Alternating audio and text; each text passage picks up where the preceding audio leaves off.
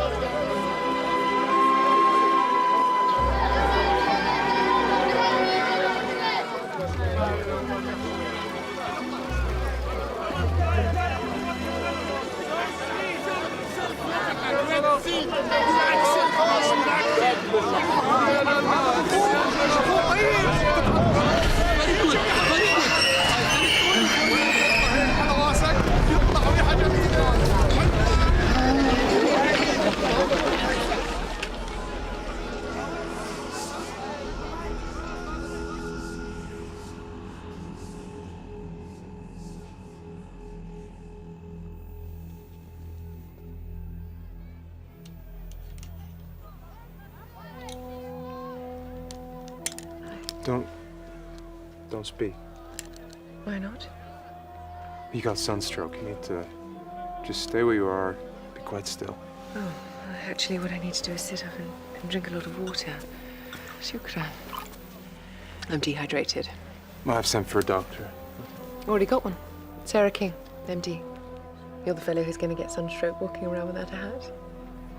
I just introduced myself.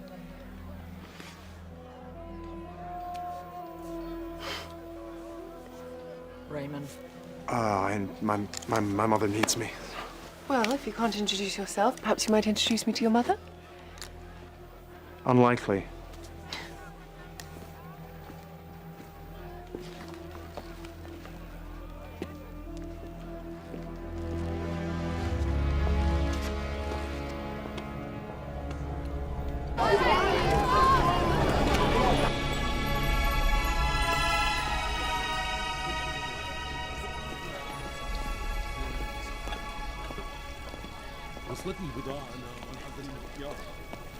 Thé au citron, s'il vous plaît. Oui, monsieur. Et chaud? Très chaud? Oui. Alles, madame. I am desolate. You have no newspapers of any description. I am so sorry. You don't know what sorry is.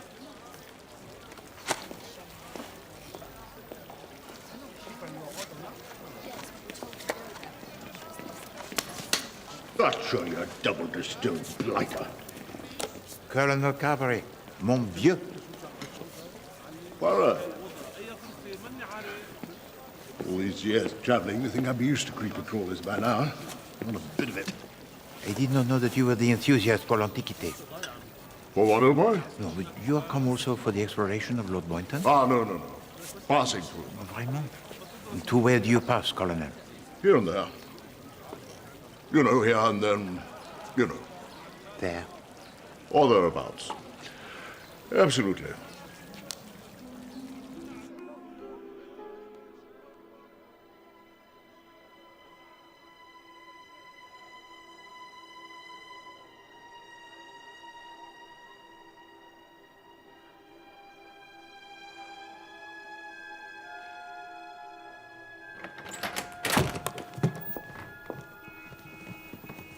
Can I help you? Oh, Agnieszka, you were such a fool.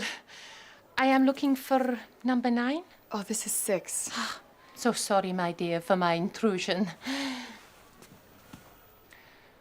You are come to follow the labors of Lord Boynton? Yes, he's my stepfather.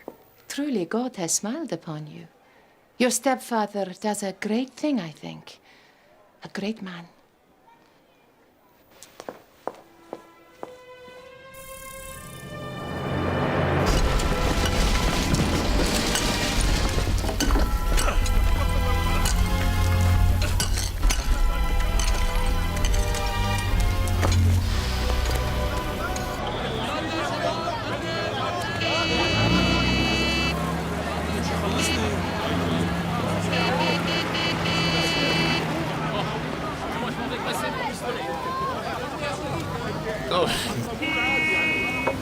فلفل شطة فلفل شطة خليل خليل بسرعة بسرعة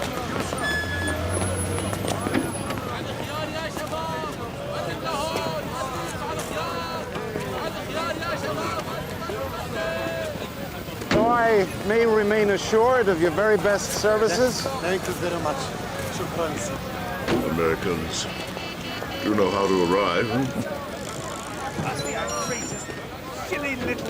مستر شو هذا بالاحسان؟ اعطيني فلوس بليز. شو هذا بشتغل عند ابوك انا. Do you know who I am? مو شغلتي بدك فيفر. I am the son of Lord Boynton. Son of Lord you pay. Please. Thank you sir. نصاب.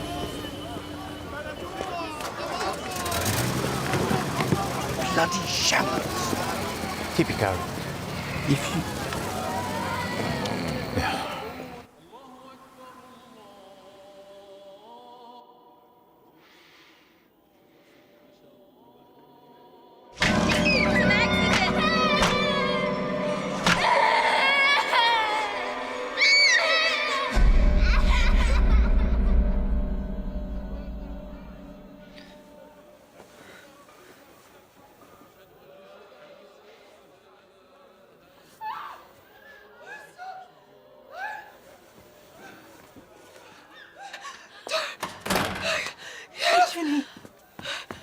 It's all right, honey. It's all right now. I was being drowned. It was a dream, baby. It was just a dream. It was a memory.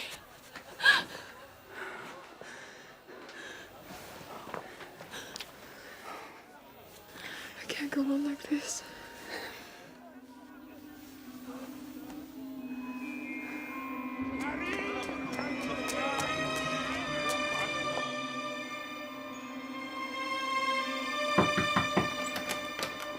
"12 minutes. You allowed me to oversleep Mother. by 12 minutes. I'm so sorry. Fetch my stick.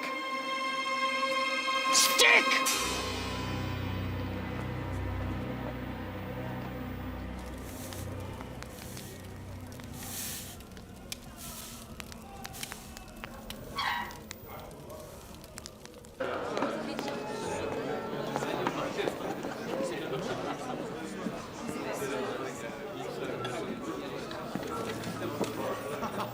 Ah, excellent. There you are.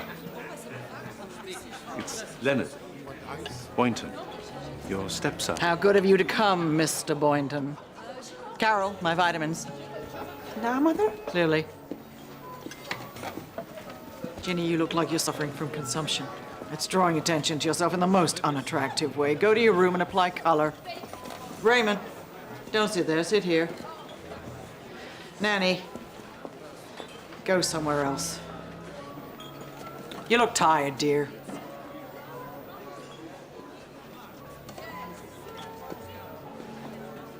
We need to discuss your attitude.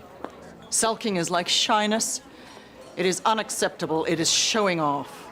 I'm not sulking, Mother. I merely question the wisdom of traveling when the market is so jittery. Wall Street knows better than to breathe without consulting me, wherever I may be at whatever juncture. I've got my book. Fetch my book, Raymond.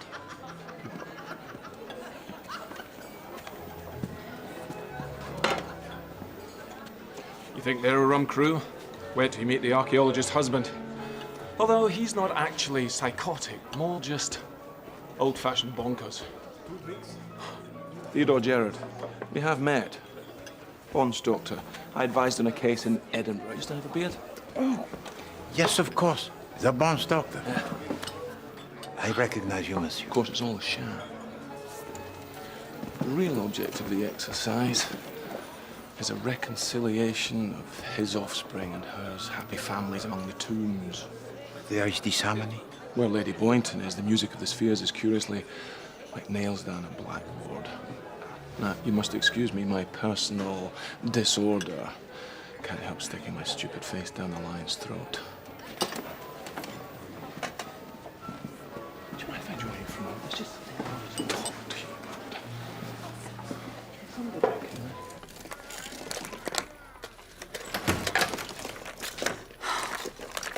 I can't find these wretched pills. Oh, God, Raymond. She has them.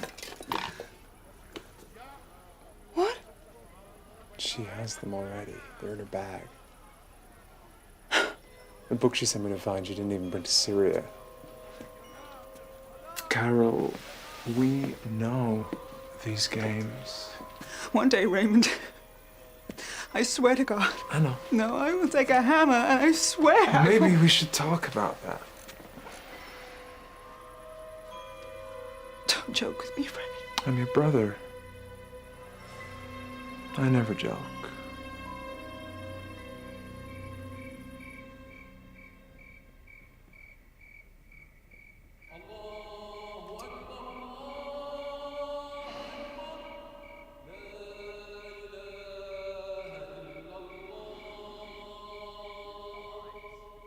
The way we let that woman steal them from us. Oh, God, Raymond. Well, then, we have no choice. She has to die.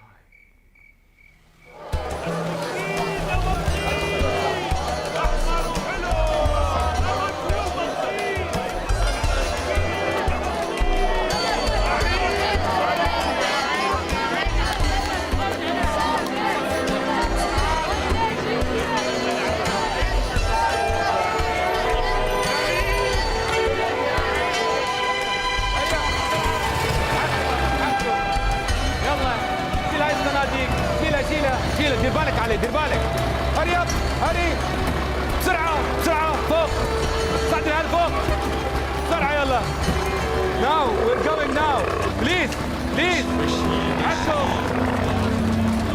يلا يلا yes sir please please please take the move please this way okay okay يلا يلا بسرعه يا شباب يلا بسرعة انتوا مستعجلين هريا هريا بسرعة بسرعة هريا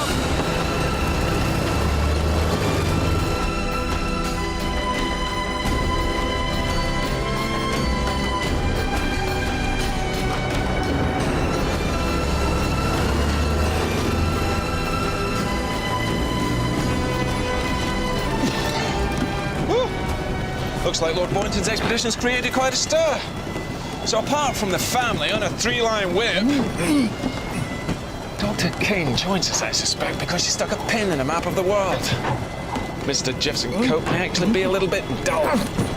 He might possibly like old bits of bone and pork and whatnot. The Honourable Leonard, started with running his father's house in Dorset and knowing, well said, father, swans around the Middle East looking for the head of John the Baptist. As for the Polish nun, she gave me the heebie-jeebies personally.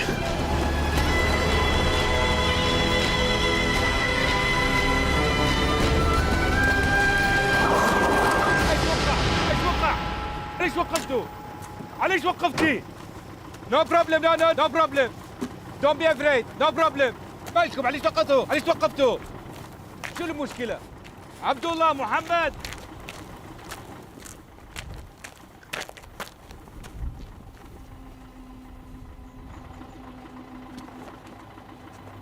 No problem.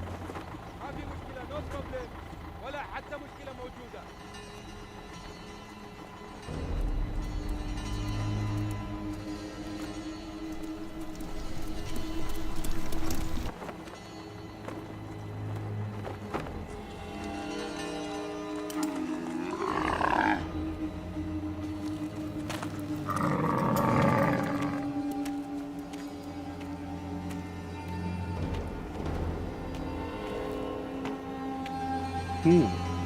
What do we hear, I wonder?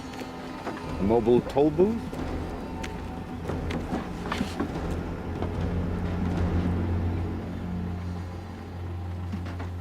Dame Celia Westholme.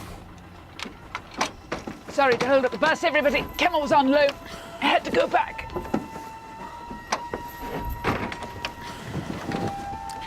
Has Pointed made any significant progress? Does anybody know?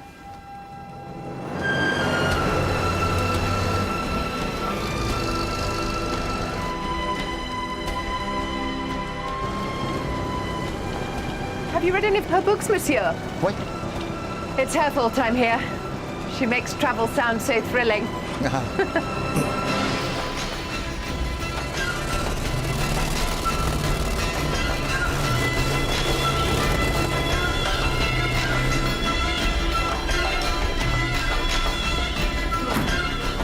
حركوا الشباب حركوا. نزلوا الاثنين.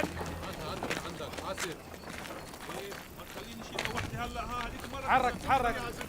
Welcome, welcome, welcome. Did you have a nice journey? I know it's ghastly, isn't it? Hello, little blossoms. Hot showers and cold beer for everyone. Even you, Nanny, you raving old dipsomaniac. Leonard, dear boy. Father? Ah, my child bride. Dinner's in the pavilion at 8. Everyone's invited. Come along. Raymond. Utter bonanza of crippled personalities. I'd have paid extra for this. يلا.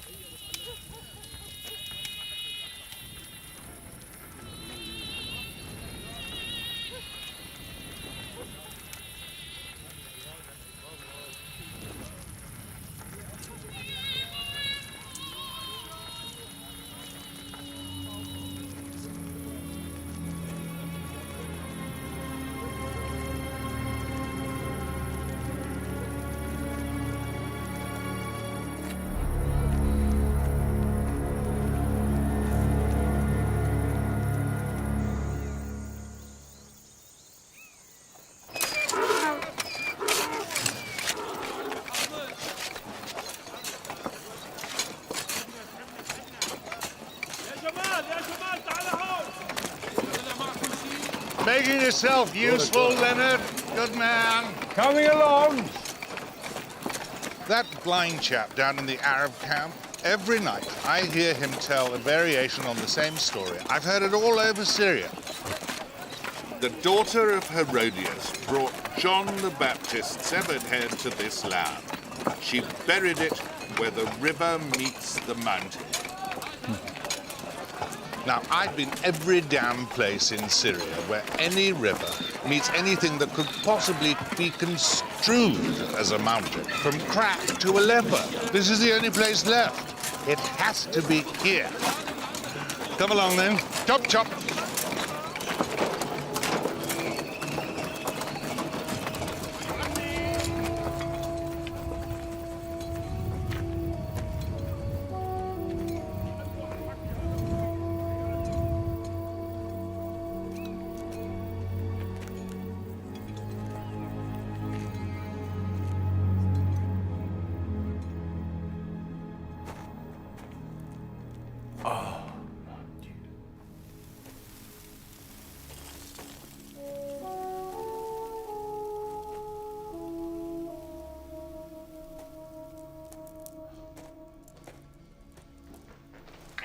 words, do they speak of John? No. It tells a different story. A man is sitting in a tavern in Damascus. He looks up from his wine and sees death staring at him across the room. He cries out, "But this cannot be my time." He flees Damascus. He rides his horse fast right across the desert to Samarra. When he arrives, he's thirsty. Standing before him at the well is death. You're nodding. On seeing death for the second time, the man, he cries out, "This cannot be, for I escaped you in Damascus."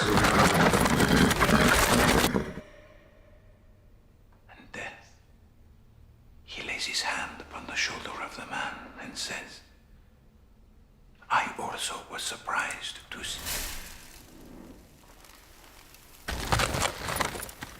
see you in Damascus.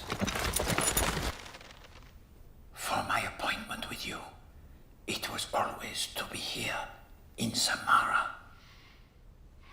Try as one might, one cannot escape one's rightful destiny. Why? I know you're here, Johnny. I can almost smell you.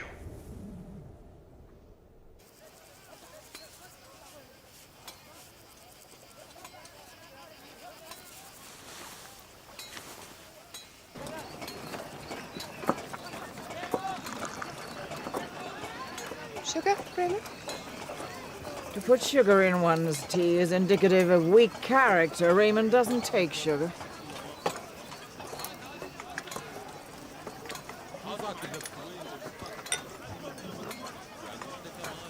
Oh, good morning. You look dreadful. Thank you. I feel dreadful. You should see a doctor. I just did. He told me I had malaria. Oh, no. I've dosed myself up, and as much as it makes a difference. Well, you shan't come on the expedition today. If I have an attack on the way to the river, I'll most probably die. The obvious solution is to remain here all day with Lady Boynton. You better come with us. Not a difficult decision. The sun is up. I shall spend today observing from the platform. Good idea, Poppet. Cracking view of the Casbah. You can keep a beady one on Leonard and myself. You assist with the digging, monsieur? Oh, I would assist with digging the drains if the alternative were enforced social intercourse with my father's ghastly 10-ton wife.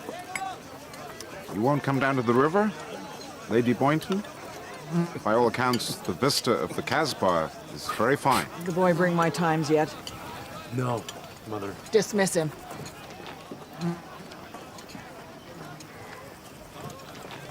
Sorry, might have been stung. Oh! I am stung. Yes, there's the bugger there. Oh, goodness. Let me look at you. Do not touch me. Never touch me.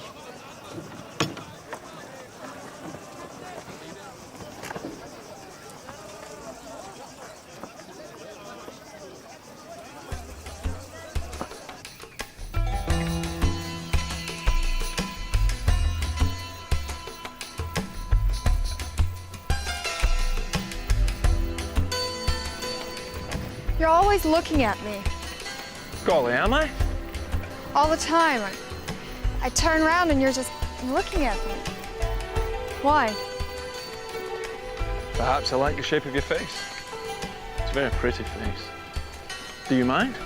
I certainly shan't do it if you mind. I don't mind. S'il vous plaît, Monsieur Cope. Do not allow Poirot to detain you. Oh, I'm in no hurry. The place has been there a few years. It's not going anywhere. You are acquainted with the family Boynton? One can't live in New York and fail to be acquainted with the Boyntons. Lady B is a pretty big financial noise. I like her. If I may say so, monsieur, it would appear that your amity is not reciprocated. Oh, she hates everybody. Everybody knows that. She just doesn't give a damn. I think it's quite stylish. You have the outlook most benevolent, monsieur. I'm easily pleased. Out in the sun, yet again without a hat. Some people never learn. Raymond, let me read you what Mr. Baedeker has to say. The monumental edifice known as... Excuse me. Thank you so much.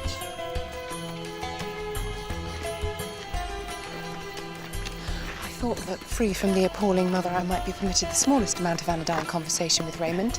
But no. Evidently, the family has decided I'm a gold digger, and all overtures of friendship must be stamped on. Frankly, it's rather insulting. Well, I'm not having it. Ladies and gentlemen, now we may rest. We are arrived. جيب الغراض هنا. حطها عندك. مثل الأكلات. God is good. God is glorious.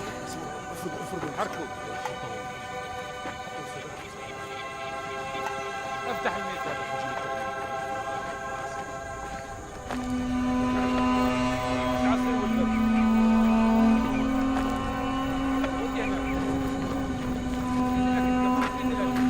If you want my professional opinion, which you don't, but you should, so I'm going to give it to you anyway, your family would do well to hear what Herfroyd said to me at a conference last year.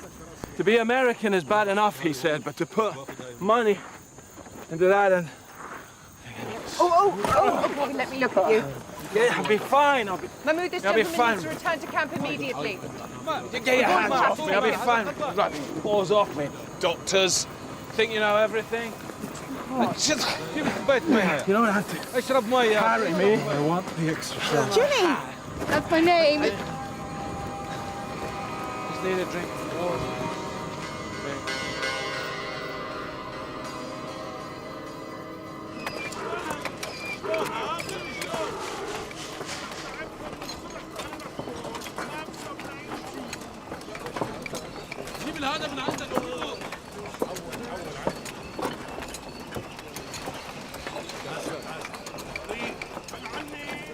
I can hear the gears grinding in the old cerebellum. Not really. I was just wondering how Lady Boynton managed to negotiate that ladder affair. It's pretty vertiginous. Would it kill you to call her mother? For me, stepmother would do. God, it's hot. Yes, it is. Perhaps you would be kind enough to take the lady in question a glass of water. Father, look, I'm sorry, but are you genuinely blind to the way she treats everyone except you? Now.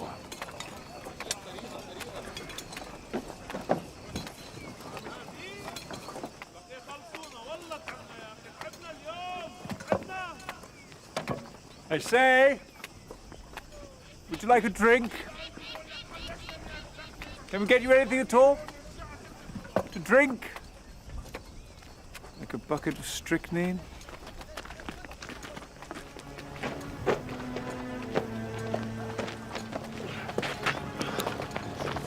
Get these buggers away from me.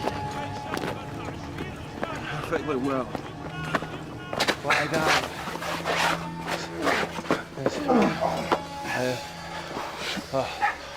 Doctor, what do we do? What was that? What did he say? He said bugger off. Oh, right you are. Can do. Oh, you. You stay.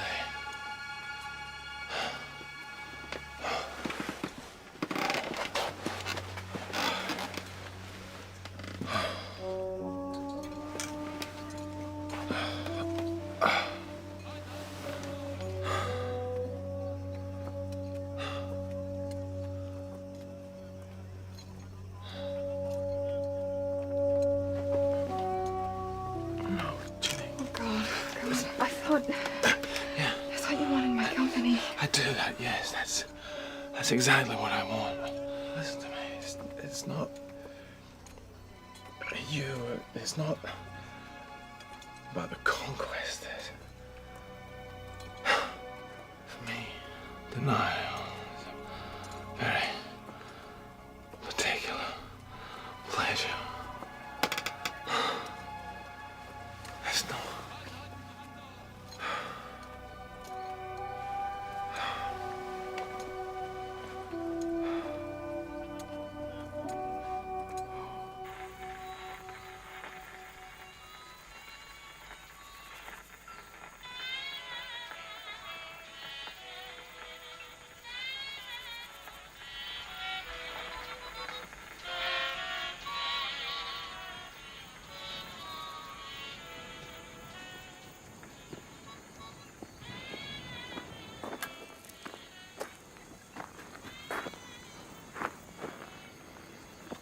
People say travel broadens the mind, mainly because people like me insist on it in their books. But I have to say I doubt that it is true. On the contrary, I suspect travel narrows the mind. One becomes so blasé about the wonders of the world. The more I travel, the more clearly I understand it. All that ever matters is the people, not the places. Those Arabs telling stories over couscous and the cow, they fascinate me. This, it's pretty enough, but show me the humans every time. I don't much care for her. The way she hangs around the young Boynton girl. They sniff out weakness, nuns, and misery, and they gorge on it. Bloody vampires and drag, quite frankly.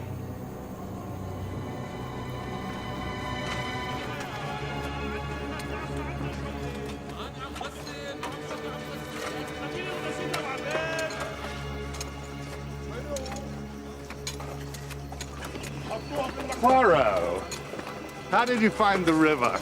Oh, Good. We haven't turned up any glories yet, but we live in hope. Nil carborundum and all that. And Lady Boynton, she has enjoyed her day? Oh, yes, monsieur. Well, she always does. The word boredom simply not in the vocab. Darling, I think it's time you climb down from your perch for a martini. Profit? Shall we say about 10 minutes? Little minx.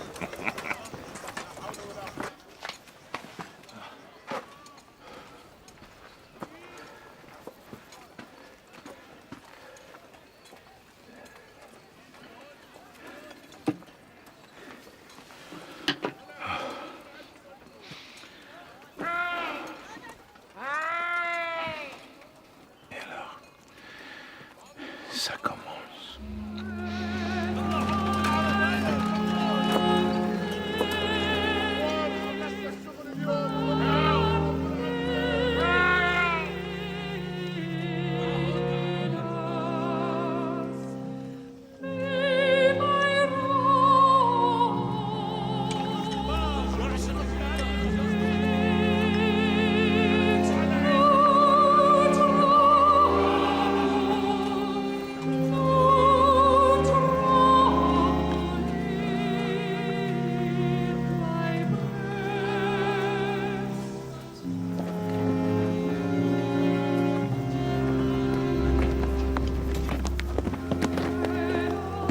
You're the girl who's a doctor? Yes. And you've met death. So have I. Come on.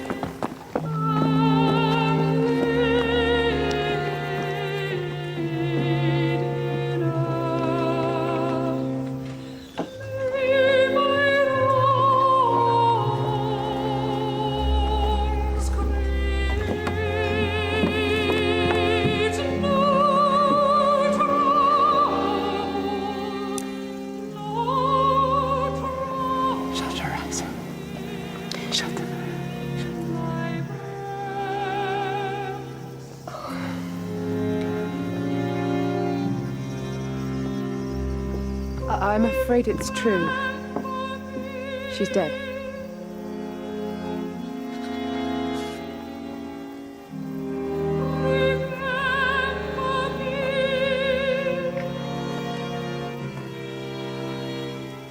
Your appointment with death, Mother.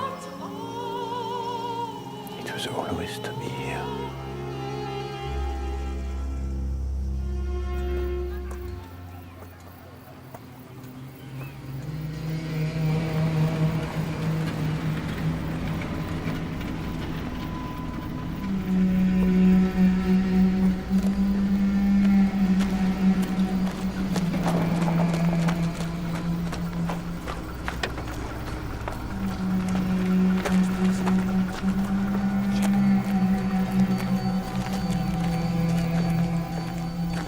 Maintenant, mon colonel, you are arrived. This is an event for which you were prepared, no? No, this is something else. Later. Show me the dead woman.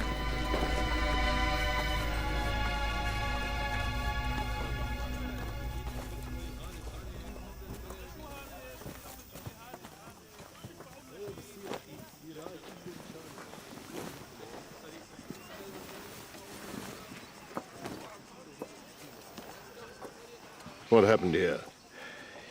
Excuse-moi, but you commissioned me to examine this case? I do. You two getting married or something? Mind if I have a gander at your patient, Doc? You recovered, Doctor? I'll manage.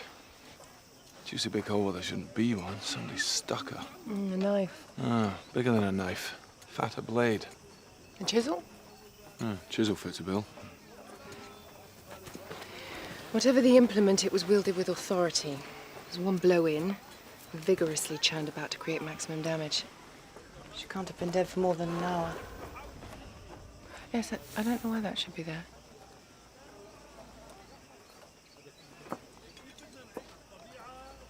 It's wax. Well, one thing's for certain, you can't stay here in this heat. I'll make arrangements for the body to be transported. Un moment, s'il vous plaît, mon colonel. Excusez-moi. Yes. Already there is so much about this case that is wrong. You yourself are wrong. You are not what you appear. You are not a policeman, yet you know a crime that has been committed before it has been reported. You bear the rank of colonel, yet where is it, mon ami, that you serve? So enough of these crypticities. Explain yourself to Poirot, or he cannot accept this case. Point. Crypticities? Oui. Poirot, you're a foreigner, but I judge you to be a good egg and therefore trustworthy. Now, what I am about to deal you is a card you must keep very close to your chest. Is that understood?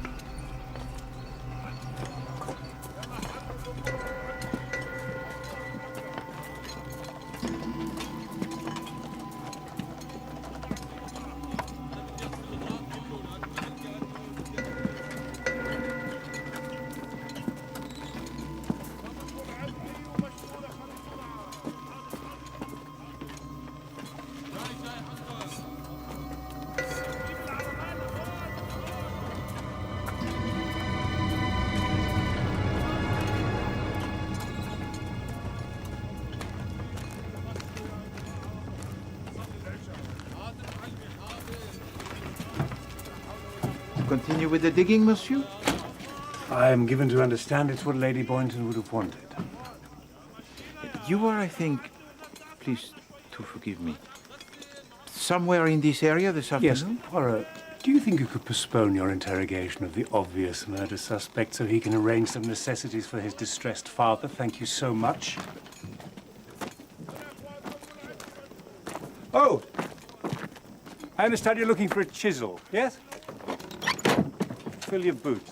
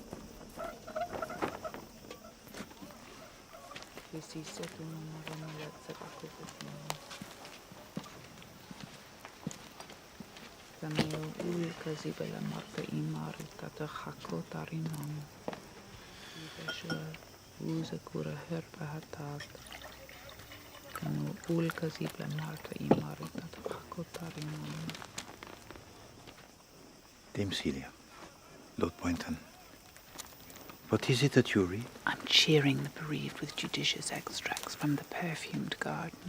Are people saying that I killed my wife? No, no, monsieur. We are all united in our desire to comfort you. I was always glad that I was older than Leonora. I thought at least I'll die first. I won't have the agony of trying to live without her.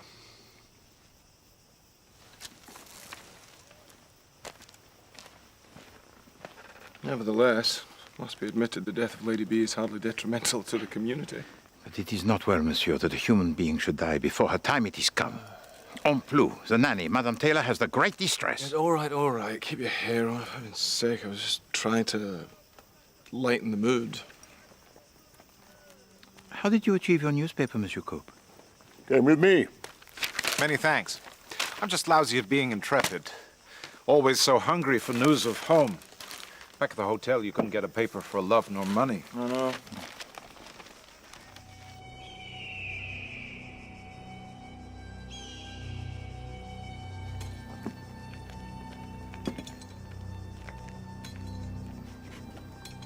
This may help you in times of stress. Mon colonel. Your men, when is it that they arrive? Midnight, I should think. Then you must have them search this area at dawn. The search most diligent, all around. Looking for what? In the first place, mon ami, a syringe. It is instrumental in the murder of Lady Boynton.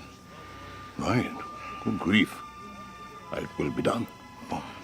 You see, mon ami, the voices of the little grey cells, they have begun to sing to Poirot.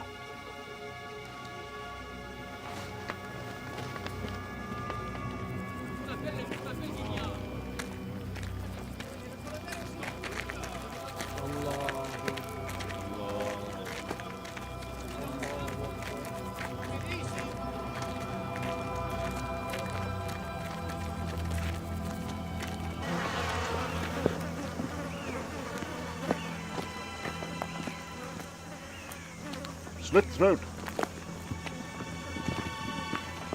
Je comprends pas. It is not the custom you pay to waste life and the food in this manner. Barbarous.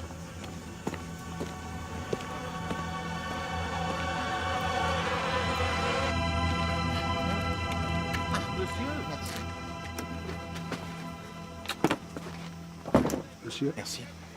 Look, Poirot, sorry to be so standoffish. Bit grim, seeing one's father cry.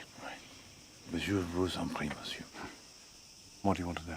I should like, monsieur, for you to tell me if you spoke to your stepmother yesterday afternoon, and if so, when? We spoke about 1 o'clock, hottest part of the day. Bon. She'd been perched up there like some evil great pudding ever since you lot set off. I say we spoke. I spoke. She ignored me. Nothing unusual about that. Can we get you anything at all? To drink? You know how it was. One mustn't disturb her when she was taking the sun, but God help you if you neglected to do so. Monsieur, we found this syringe. Ah. Where was this discovered? In the tent occupied by the old lady. The nanny? Merci.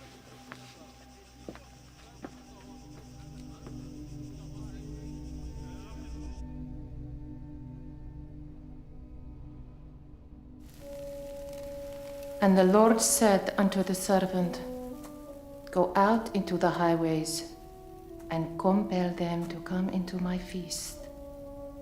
That my house may be filled. It's a beautiful parable. The word King James renders as compel is in the Greek anankazo. It means compel with violence. The Spanish knew this. They used this single word to justify every atrocity of their Inquisition. But it is God's own command that those unwilling to enter his kingdom should be persuaded in with pain. That's terrible. Compulsion of any kind, my dear. It can be terrible. I overheard my stepfather telling the story that was written here, of death following the man across the desert.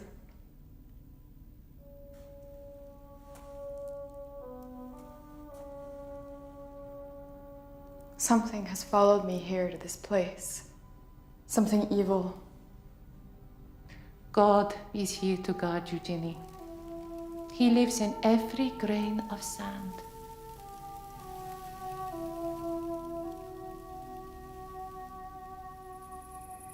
يا مكان يا سامعين الكلام ما يطيب الحديث ولا الخراريف ولا التحديث ولا الخراريف. إلا بذكر النبي عليه السلام. كان يا إخوان ما صف من الظهر وكان الخيال هارب من الموت اللي كان يعذب فيه. شاف هو ماشي يركض هارب.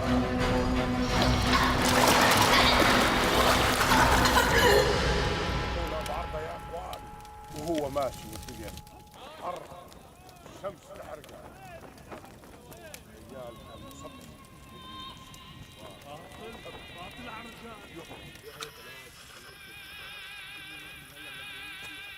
What is it now? Sorry, gentlemen. Sand in the grooves. Quite.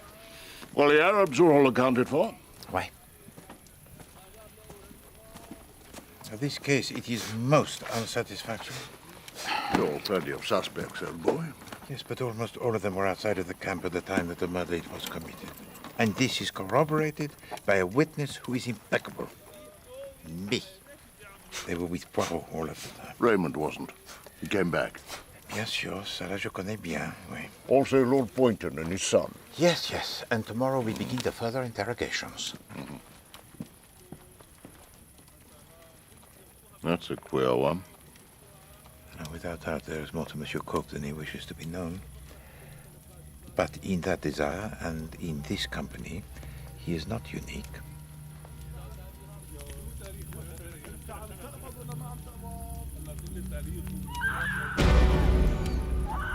شو صار شباب؟ Quickly. Off in this direction. Where did it come from? There's no way to take down there. What the hell was that? I don't know. See anyone moving? No. واحدة مشكلة Where صارت did it هنا come وهي from? عم تبكي. شوقة. There's got to be something. Over there.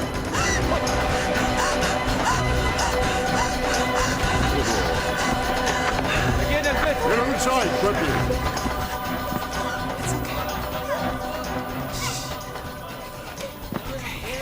You men, الدور على اليسار.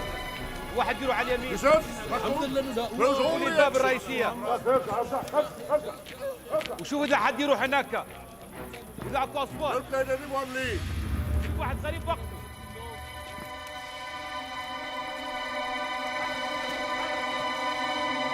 Sister Agnieszka.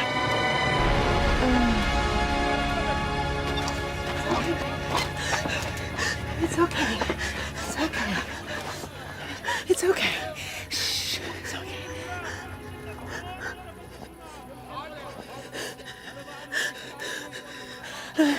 Everything's gonna be okay. Can I help?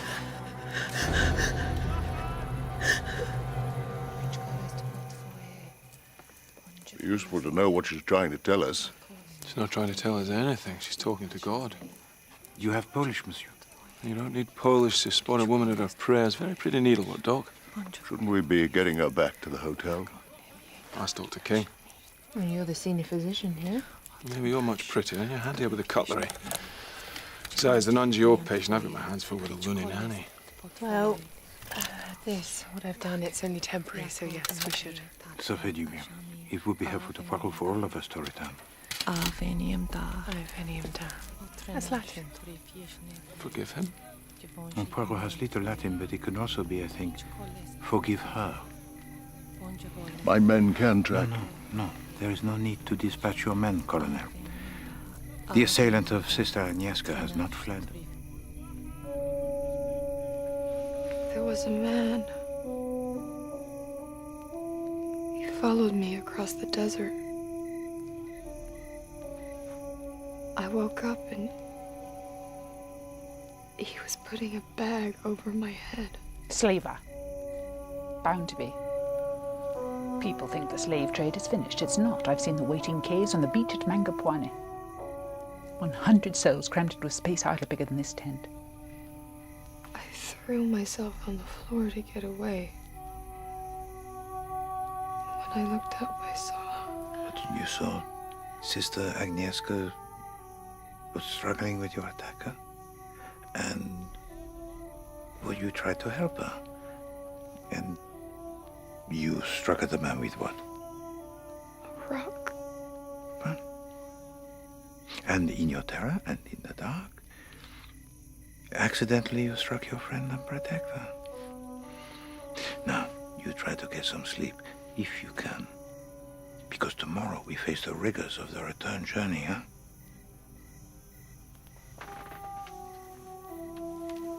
Come close, Ginny. Let me tell you a story. This is the legend of Gilgamesh.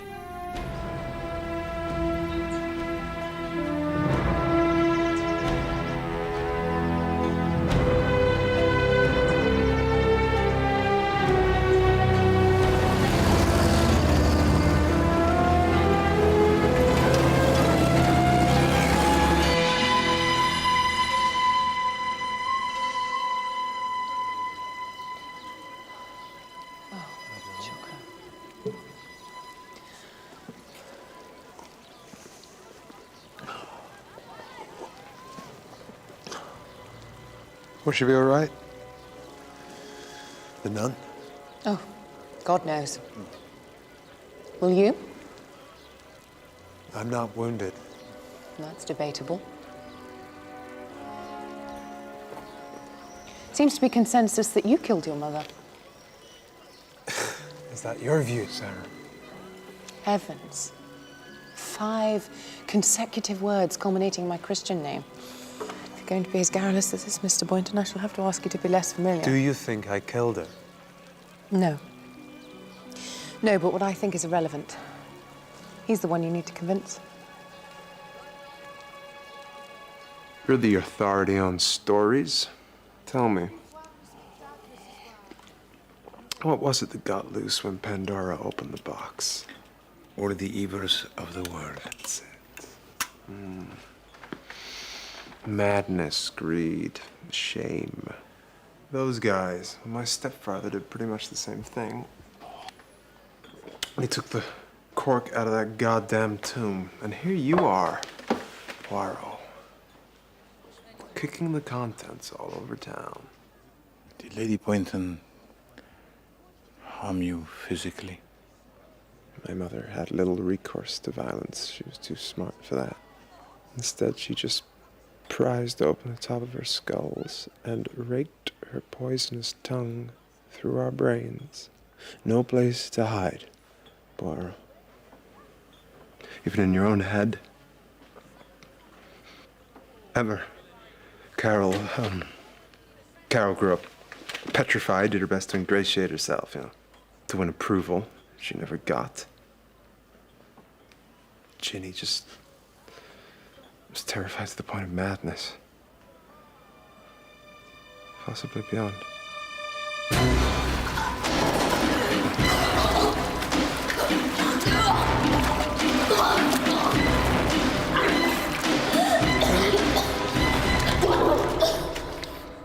Did you murder your mother, monsieur? No. But only because I lacked the moral courage. She was a monster. Poirot, it was her pleasure always to watch us suffer. But why was she driven to be so cruel? Punishes, I guess. For what offense? For being someone else's kids.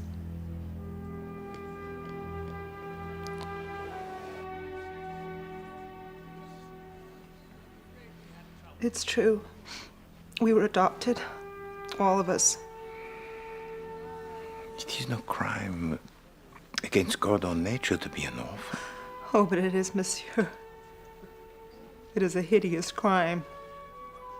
Lady Boynton, Mrs. Piers, as she was then, she wanted to have children so badly, but between her and Mr. Piers, they couldn't make it happen. Oh, for Mom, adoption was the only route. But once she'd assembled her family, of which there were many candidates. Don't! It was an accident! And rejected a great number. Oh, yes, monsieur, there were many children who were presented to us as new siblings, only to be removed a day later. One child stayed longer than the others, but the beatings went on until she also disappeared. So there we were. We're a lucky few. Raymond, Carol, and Ginny. Je comprends pas. Mademoiselle Ginny, she was not even born. Who was this other child? I don't know. I can't remember. Who was that little girl? Unacceptable goods.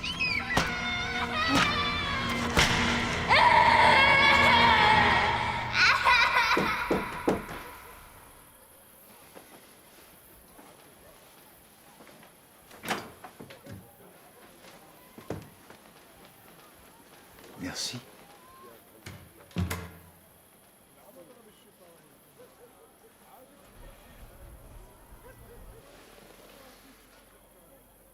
Who is the child that you beat, madame? Can you tell it to Poirot?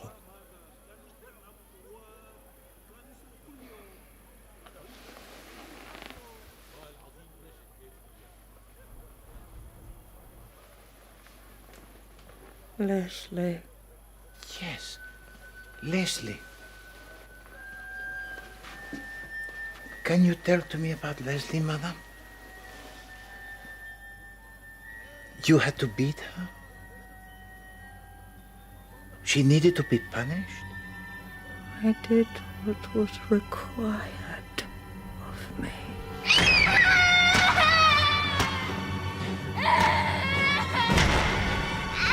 I don't think we're sufficiently sorry.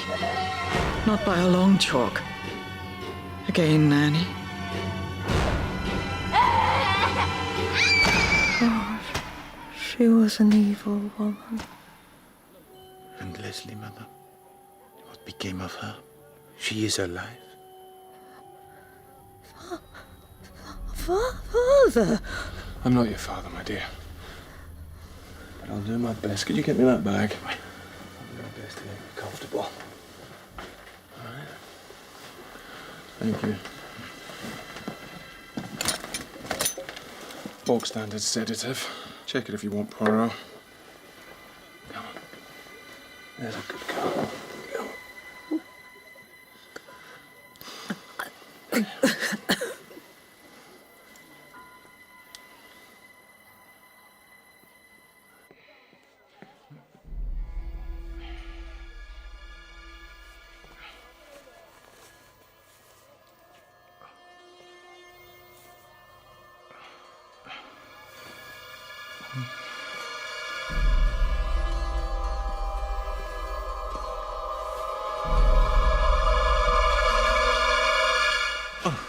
Monsieur Cope. Monsieur, do you have a moment? But of course. I don't know if this has any relevance to what's been going on, but it seems I've lost quite a lot of money. Monsieur Cope, je suis désolé. No, that's okay. What's of interest is that the stock that's gone down the pan is the Pierce Holding Company. No. Yes, Lady Boynton's outfit. Fireproof, bomb-proof. The safest bet on Wall Street. I myself invested substantially. Seems that while we've been away, there's been this rumor about the true value of the company. These things, they come and go. Lady Boynton would generally get up on her hind legs, tell everyone to shut up and sit up straight. It'd all calm down. But she wasn't there. The rumor became a panic, then a stampede to get out. The whole outfit's bust to hell. Shares are worthless.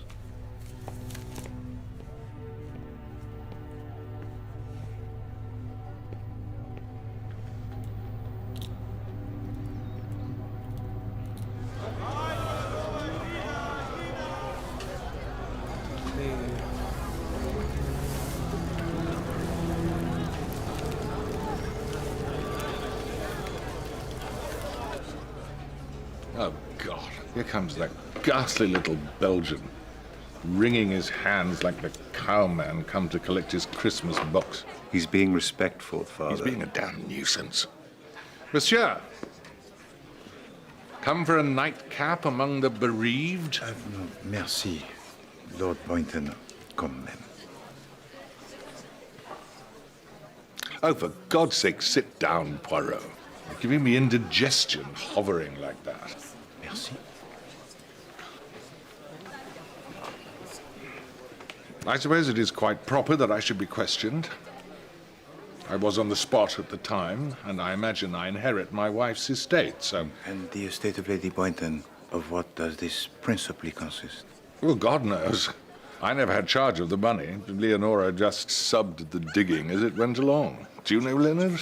Raymond would have a clearer idea of value, but it must add up to a few quid. You disagree, monsieur? Since we have been in Syria, there has been the financial collapse, catastrophique. The Pierce holding company is utterly disintegrated. It seems that the death of Lady Boynton was not enough. It also seems that she has been obliterated from the earth. It may surprise you to know, Mr. Poirot, that I am not unaware that Lady Boynton was not universally adored. Like many women who know their own mind, she found it all too easy to make enemies. She did not make an enemy of me. I loved her. I'm not ashamed to say so. To you, or to my son.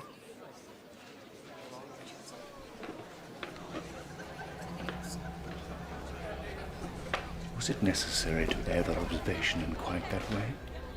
The methods of Poirot, monsieur, cannot always be agréables.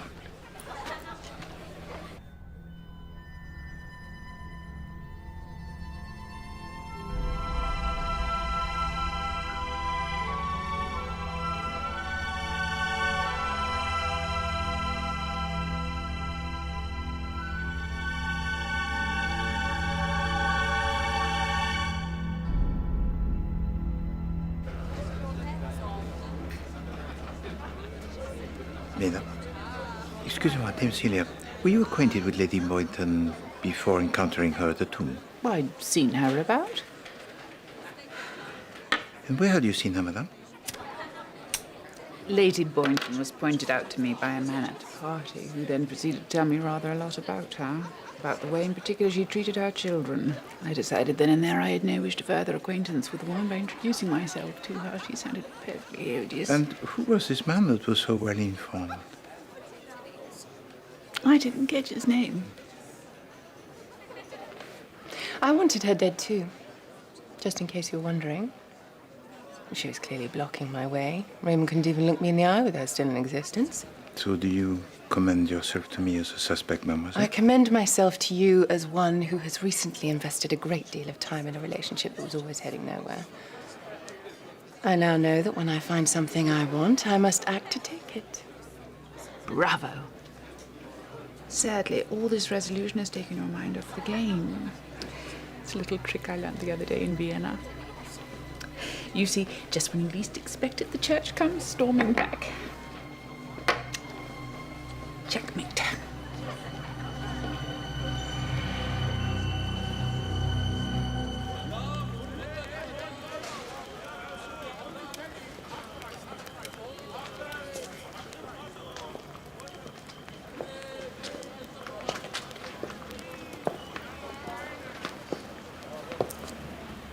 I didn't know you smoked.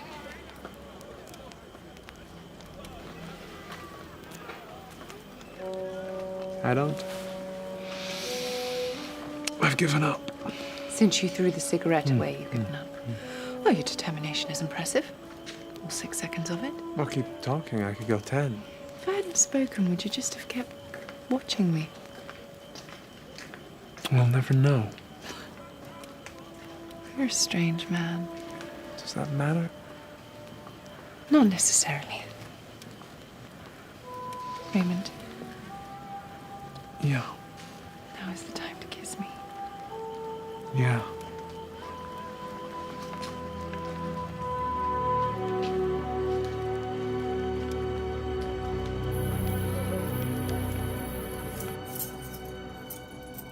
بقى شي بحد ميت هنا. Anybody in here who's dead?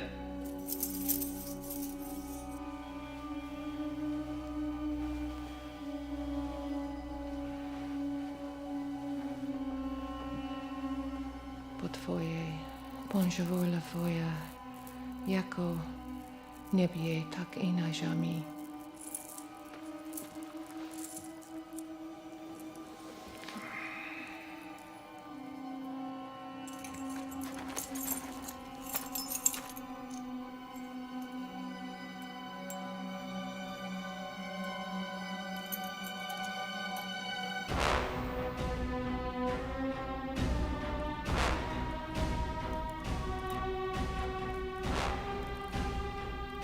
Tryfiesz niebie, gdzie wąży imię Twoje, pryć królestwo Twoje, bądź wola Twoja, jako w niebie, tak i na ziemi. Ave niemda, ave niemda, ave niemda. Pryć królestwo.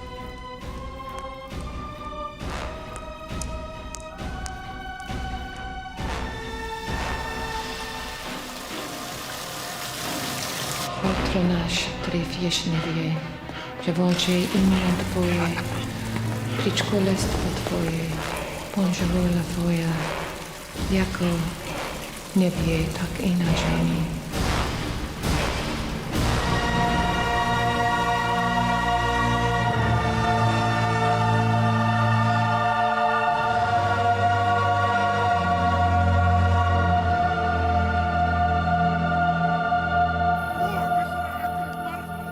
They have him, by God. They have found the head of John. News that is astonishing, monsieur. I must return to Ain Musa immediately. Is there a problem? Nanny Taylor has drowned herself in the bath. Suicide. Oh, my God. That's awful news. Is somebody dealing with it? Oui, monsieur. Because I must get back to the dig. I can't, you know. Moral of the story being, if you want your death to attract the concern of your employer, make sure you're 2,000 years old. Oh, keep meaning to give you something. It's the details of the immigration you needed, and on the back here is a list of employees. Merci. As requested, I've had a word with Mahmoud. Some of his boys are privately saying that there was some character lurking about on the ladder that afternoon. An Arab, not one of them. But that was a good hour or so before the time of death. This case is a mess, Poirot. Not so, mon ami. This case, when Poirot has almost given up, scrabbling for purchase on its shell of armor, poof, it opens to him like a flower. Good Lord.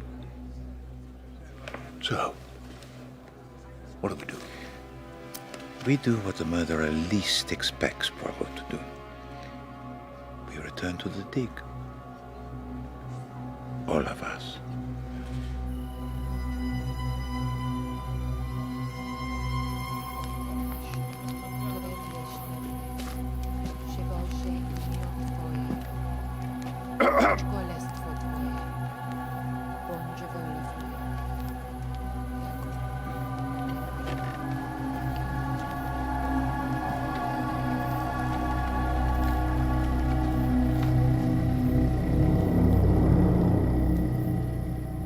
This case, mes amis, it is full of the red fish. Herrings, possibly? Merci.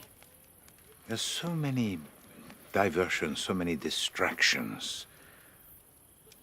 Attend well to Poirot as he peels them away like the skin of an onion. Oh, herrings, onions. Do get a wriggle on, there's a good fellow. Lord Boynton, your wife, she funded your expeditions as you went along. Huh? How much more efficient it would be to have the money all at once, no? Well, there is no money. No, vraiment, monsieur, for you, no, there never has been. For the running of Boynton Hall, alors, is for you always most arduous. No, Lady Boynton, she was always most munificent to your father, but never towards his son. You can stare at me significantly as long as you like, monsieur. I've done nothing wrong. Tell to Poirot what was in the bag. What bag? What did you agree to purchase from the ragged Arab boy? I remember the boy. I don't remember what rubbish he was flogging. Fortunately, Poirot, he does. And from it, he extracted this.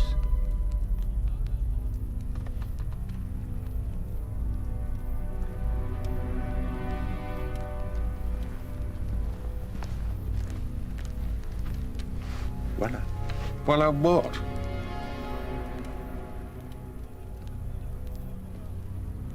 Well, it's a tooth. D'être précis, it is a molar taken from the upper jaw of St. John. You will observe that it bears the traces of the filling of gold. For this skull, it was supposed to masquerade as the skull of Jean the Baptiste. But in fact, it is, as you say, Monsieur Leonard, rubbish. What the devil are you talking about, man? This wasn't purchased from a hawker and planted. This is untouched. This entire sample was exhumed a situ intacto. Forgive me, Poirot, but you're driveling utter bilge. Pompous little bilge. My father has explained this object was discovered undisturbed. It's a perfect fit.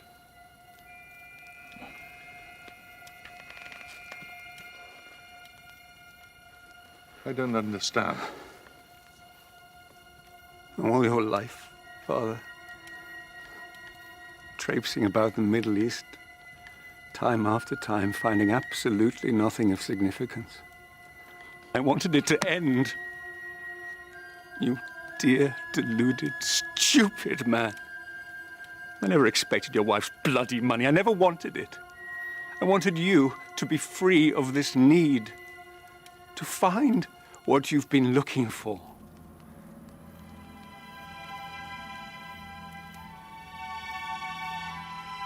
Do you mind if I step out for a while? I'll come with you. No. I simply wish to be alone for a moment. Is that permitted? Je vous en prie, monsieur.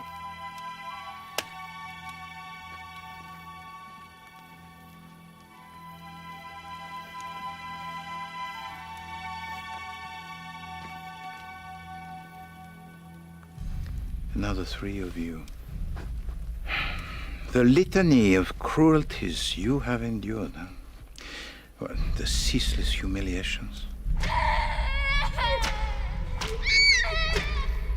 You multiply these incidents by hundreds and thousands, and the corrosion of the spirit, it is inevitable and insupportable.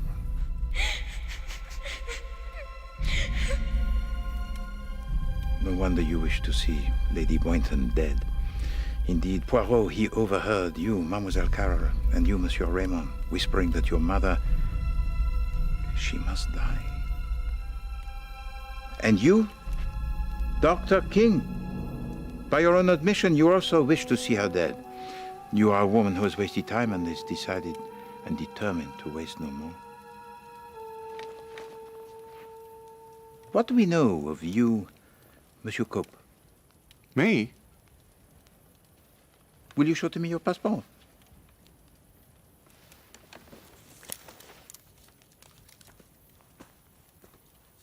Merci. You choose to use your second Christian name and not your first? Yes. Why have you elected to do so, I wonder? My first given name is ambiguous in terms of gender. The spelling is different, but it's also a girl's name. As a child, I found that tiresome. I would suggest that there are many things about your childhood that you found tiresome. Monsieur Leslie Jefferson Cope.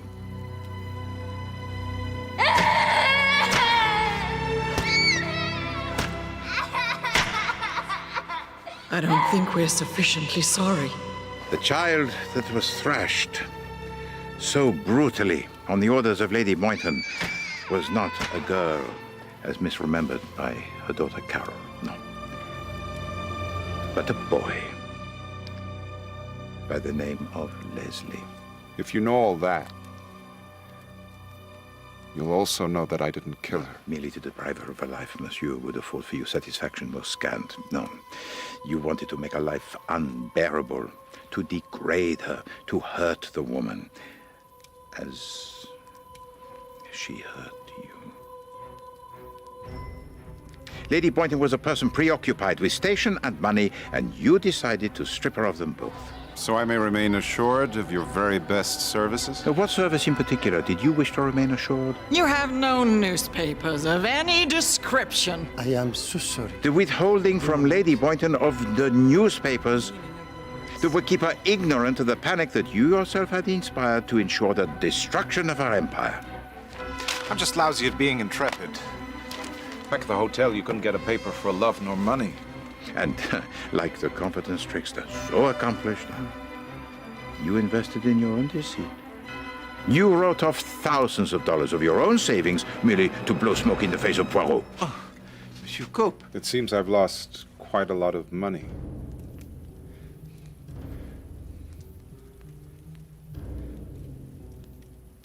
Hello.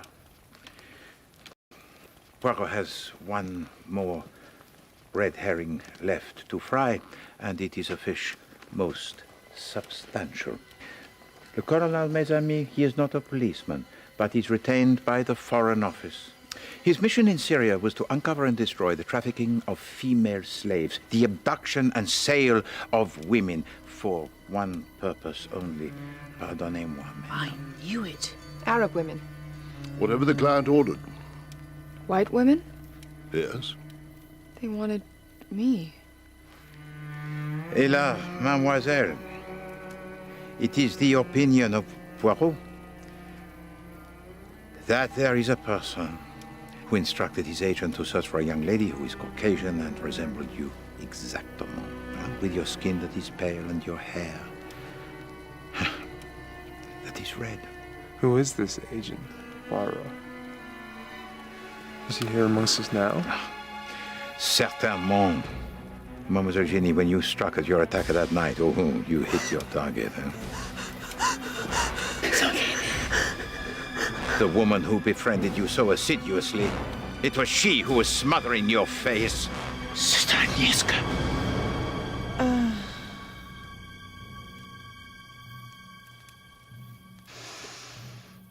Rot in hell.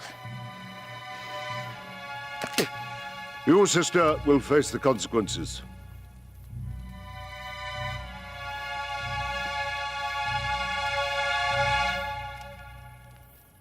The key to the murder of Lady Boynton.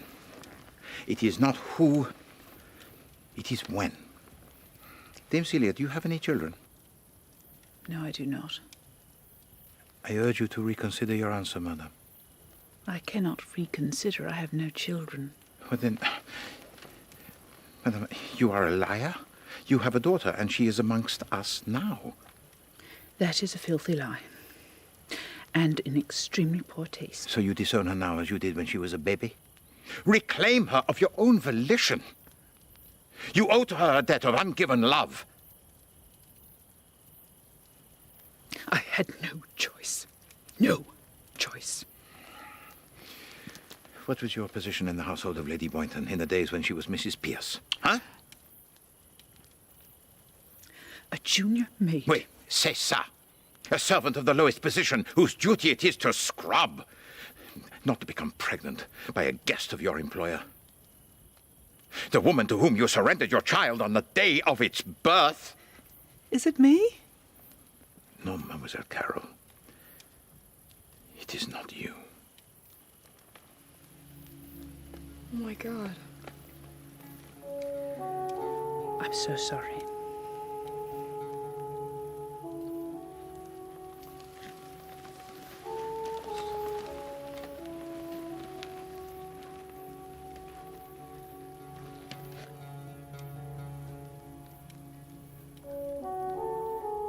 You gave birth to me and delivered me up to that bitch. I came to save you. How did you know this? No, Mademoiselle. Poirot, he did not know for certain until this very moment. No, mademoiselle.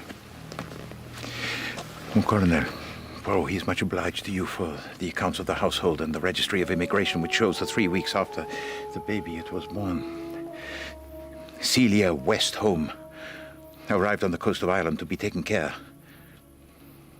of by nuns. Your child, she'd been taken from you. And so you were now to become invisible, to nurse your shame. But you were not to be the outcast, oh no. You were to recreate yourself as a free spirit, a writer, a traveler, a success. Babe Celia Westholme. And every time you thought of your daughter, you consoled yourself with the hope that she was happy, but she had not begun life afresh. She was not happy. She remained as a prisoner in the household of Lady Boynton.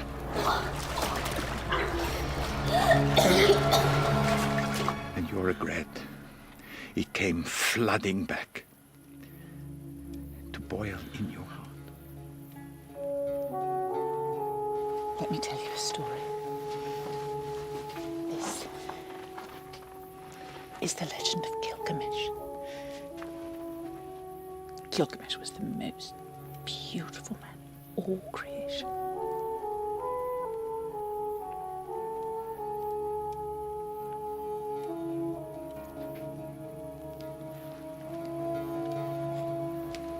And so you went in search of the father of your child, to Vienna, so out of the way of your customary travels.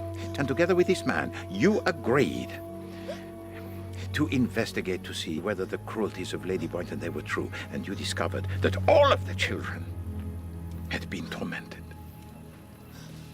It was not the hornet that stung Lady Boynton. How could it? Sorry, you might have been stung. Ah! The hornet, it was already dead.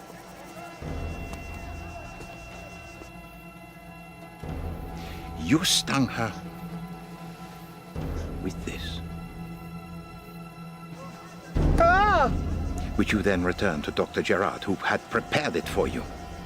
I am stung. He then cleaned it and discarded it in the tent of Nanny Taylor to implicate her. This is colossal. What was in the syringe? A concoction of your own devising, Doctor, probably based on morphia. You can't kill a woman the size of La Boynton with a thimble full of morphia. As you well know. Doctor, you affect no little of the administering of drugs, where, en effet, you are the expert.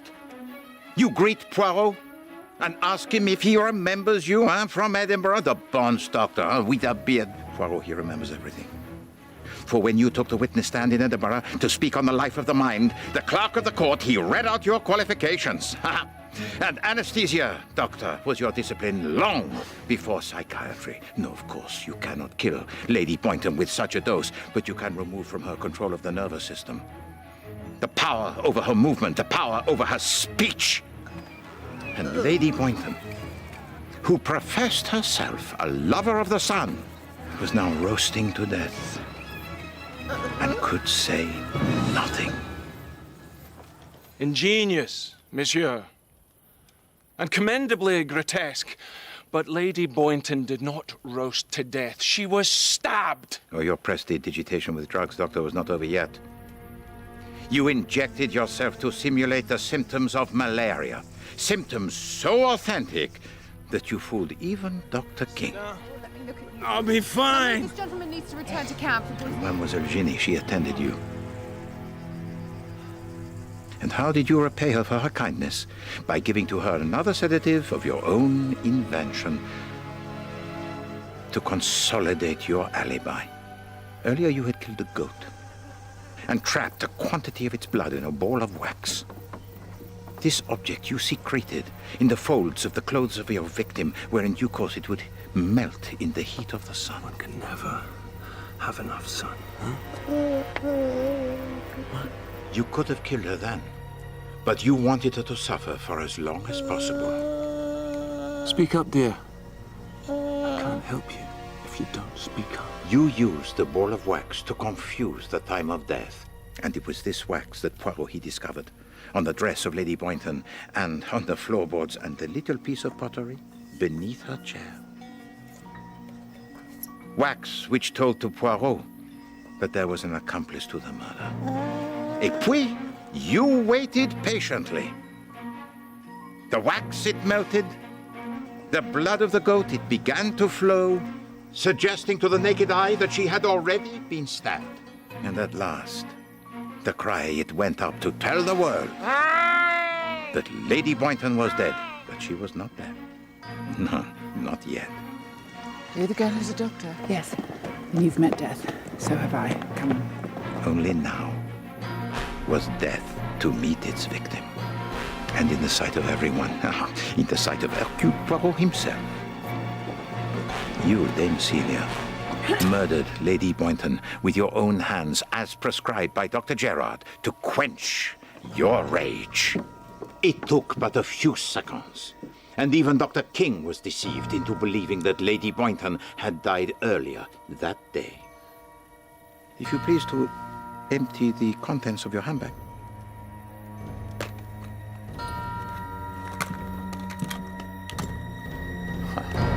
Oh, wait. And Dr. Gerard, he encouraged Poirot to seek for the chisel, huh? Chisel fits the bill. Whereas the murder weapon, it was in your hand all of the day. Goodness. We did go to considerable trouble. One question. What makes you think any of this has any basis whatsoever in the truth? Nanny Taylor. Oh, dear God! Did I kill her as well, or was she one of yours? You disordered her mind with a solution of mescaline so strong that the very speck of it made the head of Poirot to spin. You wanted to promote in her hallucinations, to make her susceptible to suggestion. You burdened her mind with so much shame and guilt that given the opportunity, you knew that she would do harm to herself. You know you can't go on. After everything that you did. Think what you helped her to do to little Ginny. What did Nanny Taylor say to you? This was not the ravings of a nervous breakdown. For you yourself had told to her that you were the father of Mademoiselle Ginny.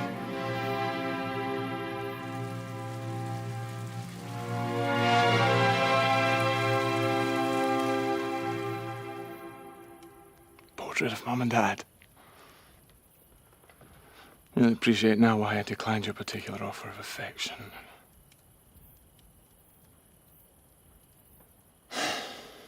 Well, this is a pickle.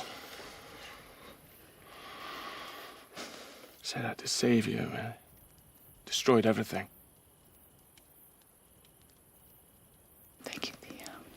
It's all part of the service. No extra charge.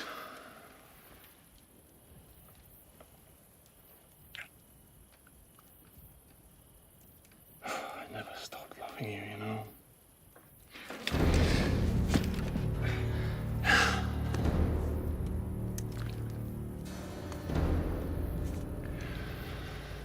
Be careful with this one, Poirot. Digitalis. The action, as you'll appreciate, is irreversible. So sorry. We hoped it wouldn't come to this.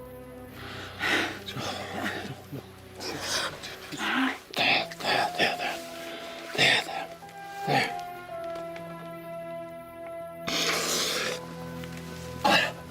No, don't, Doctor. Look to the living. They pay their bills quicker, and they make better conversation.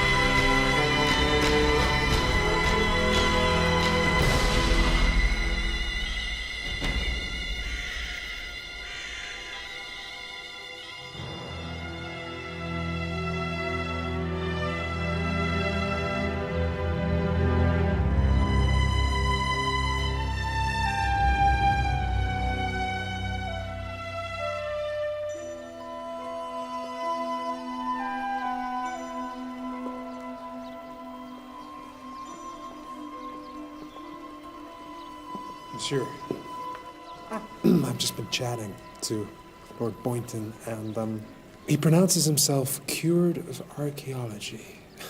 Chatting. Why?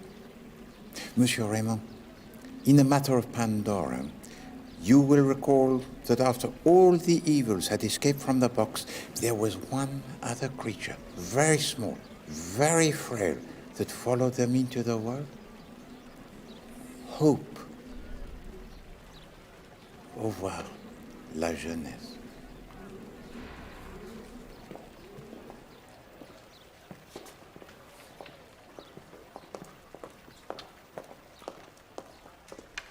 Monsieur Poirot, Mademoiselle.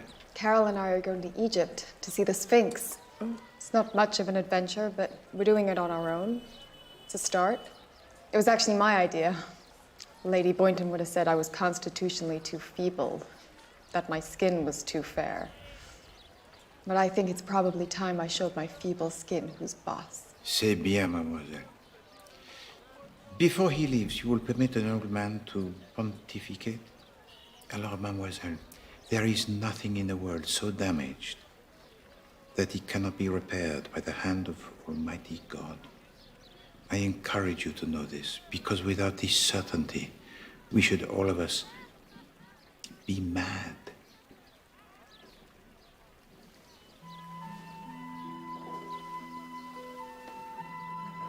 Je vous salue, mademoiselle.